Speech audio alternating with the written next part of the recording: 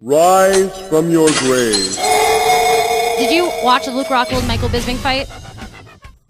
I did not. I honestly, I have not watched a UFC fight since 2010, unless I was in it or cornering. Well, that's understandable. Fucking keeping it real. Well, I just don't. I don't like their product. I don't like what they do. I know how much. I don't say they fix fights, but I definitely think they leverage fights. I think leveraging fights is something that absolutely happens, and that leveraging makes it not entertaining for me to watch. Well, I mean, it's hard. You're against a lot of what they do. Yeah. Yeah. What do you mean by leveraging fights exactly? Leveraging. Okay, Yeah. So leveraging the fight. It's not a fixed fight. You're not paying somebody to take a dive, but you can control the outcome of the fight by doing different things. One is by paying one of the fighters a lot more money, because now if you have a lot more money, you have a lot more money for training. You can pay better people to be with you. You can pay better coaches, right? You can pay somebody to cook your food. You can buy better food, right? And Zuffa has paid for training camps for guys. They've given money or paid people to go and train people before. That's leveraging to me. They're clearly showing favoritism towards one fighter. That's not supposed to happen in a real sport.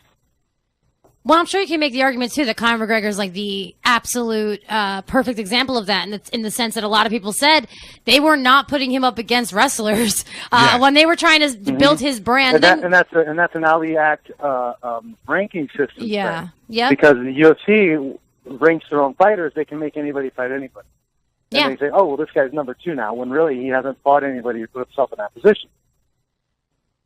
It's a good point. Yeah, like that's what I always said. Like everyone thought I was a hater, but I was like, there's an entire left side of the 145-pound weight class that he hasn't fought yet.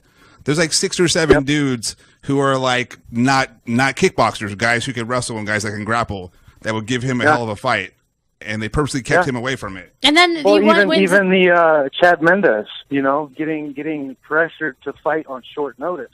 That to me is leveraging also. You're putting somebody in a weakened state, a position where he's most likely not going to win, and you're throwing him in there anyways.